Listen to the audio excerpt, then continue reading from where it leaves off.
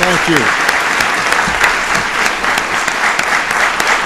Thank you very much.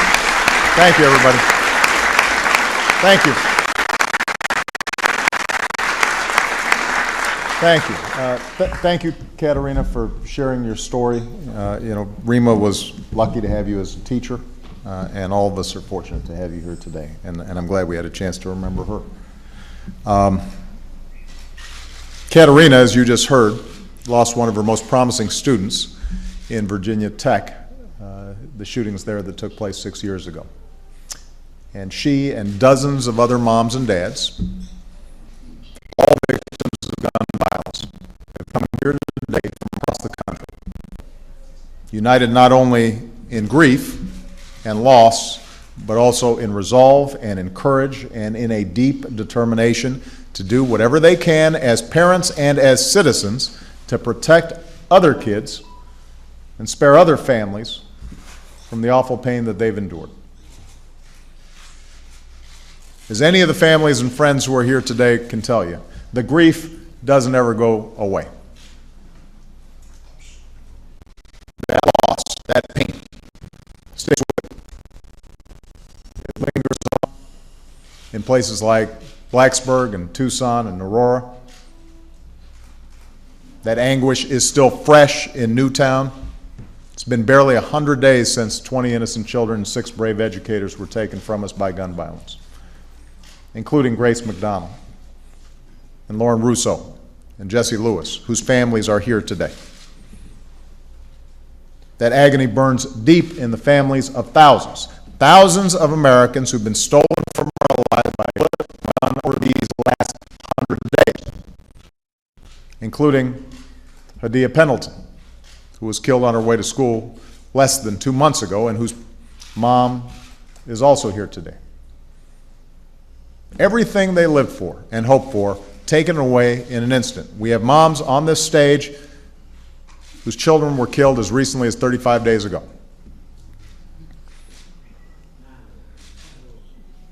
I don't think any of us who are parents can hear their stories and not think about our own daughters and our own sons and our own grandchildren. We all feel that it is our first impulse as parents to do everything we can to protect our children from harm, to make any sacrifice to keep them safe, to do what we have to do to give them a future where they can grow up and learn and explore and become the amazing people they're destined to be. That's why in January, Joe Biden, leading a task force, came up with and I put forward a series of common sense proposals to reduce the epidemic of gun violence and keep our kids safe. In my State of the Union address, I called on Congress to give these proposals a vote. And in just a couple of weeks, they will. Earlier this month, the Senate advanced some of the most important reforms designed to reduce gun violence. All of them are consistent with the Second Amendment. None of them will infringe on the rights of responsible gun owners. What they will do is keep guns out of the hands of dangerous people who put others at risk. And this is our best chance in more than a decade to take common sense steps that will save lives. As I said when I visited Newtown just over 3 months ago, if there is a step we can take that will save just one child, just one parent, just another town from experiencing the same grief that some of the moms and dads who are here have endured, then we should be doing it. We have an obligation to try. Now, in the coming weeks, members of Congress will vote on whether we should require universal background checks for anyone who wants to buy a gun so that criminals or people with severe mental illnesses can't get their hands on one. They'll vote on tough new penalties for anyone who buys guns only to turn around and sell them to criminals. They'll vote on a measure that would keep weapons of war and high-capacity ammunition magazines that facilitate these mass killings off our streets. They'll get to vote on legislation that would help schools become safer and help people struggling with mental health problems to get the treatment that they need. None of these ideas should be controversial. Why wouldn't we want to make it more difficult for a dangerous person to get his or her hand on a gun? Why wouldn't we want to close the loophole that allows as many as 40% of all gun purchases to take place without a background check? Why wouldn't we do that? And if you ask most Americans outside of Washington, including many gun owners, some of these ideas, they don't consider them controversial. Right now, 90% of Americans, 90%, support background checks that will keep criminals and people who have been found to be a danger to themselves or others from buying a gun. More than 80% of Republicans agree. More than 80% of gun owners agree. Think about that. How often do 90% of Americans agree on anything? It never happens. Many other reforms are supported by clear majorities of Americans.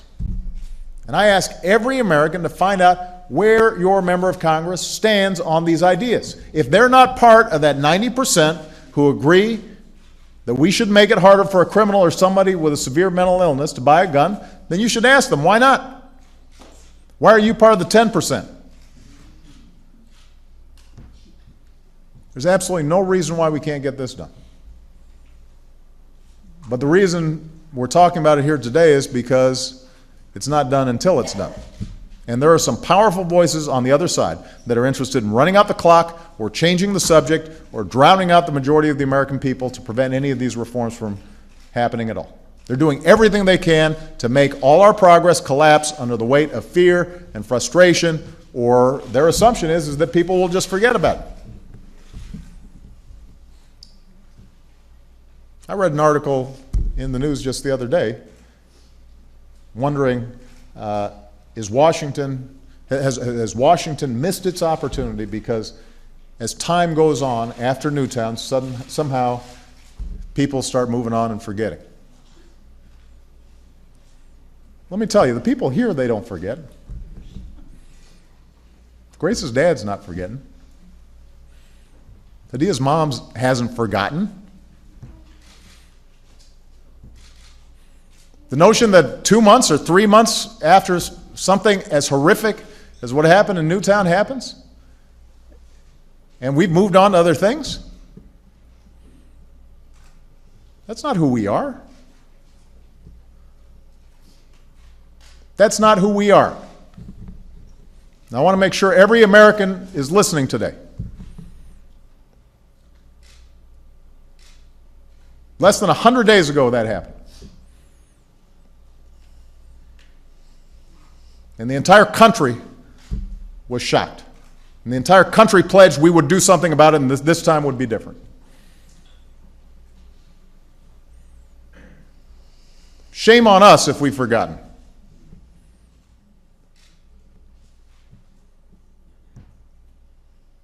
I haven't forgotten those kids. Shame on us if we've forgotten.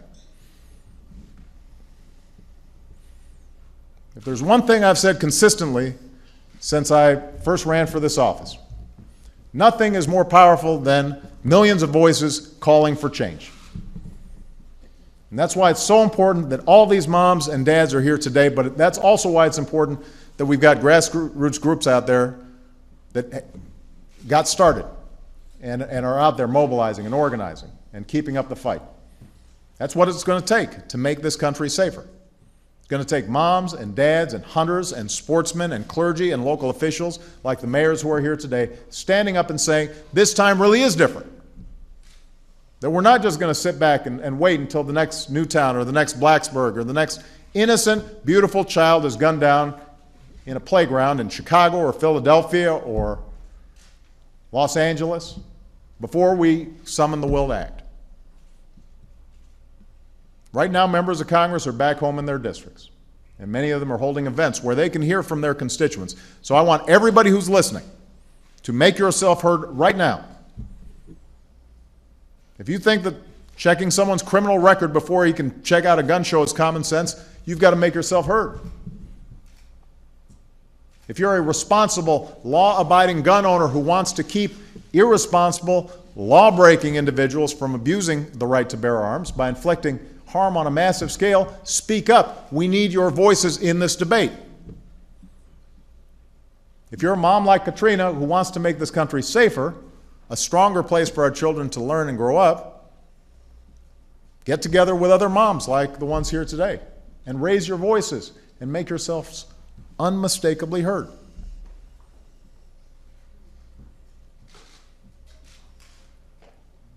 We need everybody to remember how we felt 100 days ago and make sure that what we said at that time wasn't just a bunch of platitudes, that we meant it.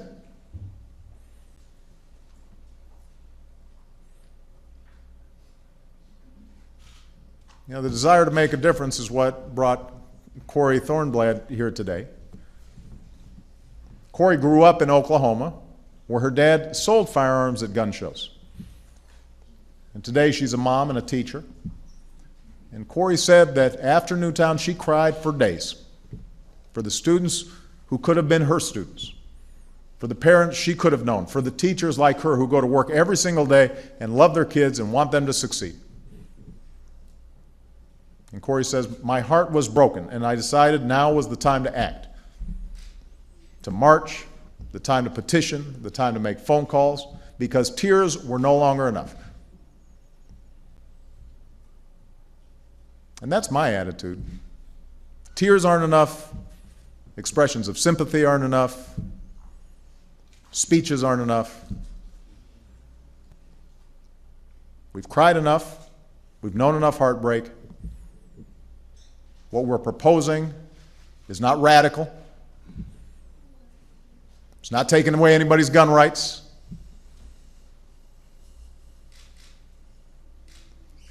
It's something that if we are serious, we will do. Now's the time to turn that heartbreak into something real. It won't solve every problem. There will still be gun deaths. There will still be tragedies. There will still be violence. There will still be evil. But we can make a difference if not just the activists here on this stage, but the general public, including responsible gun owners, say, you know what? We can do better than this. We can do better to make sure that fewer parents have to endure the pain of losing a child to an act of violence. That's what this is about. And enough people like Katrina and Corey and the rest of the parents who are here today get involved. And if enough members of Congress take a stand for cooperation and common sense and lead and don't get squishy because time has passed and maybe it's not on the news every single day. If that's who we are, if that's our character, that we're willing to follow through on commitments that we say are important, commitments to each other and to our kids, then I'm confident we can make this country a safer place for all of them. So thank you very much, everybody. God bless you. God bless America.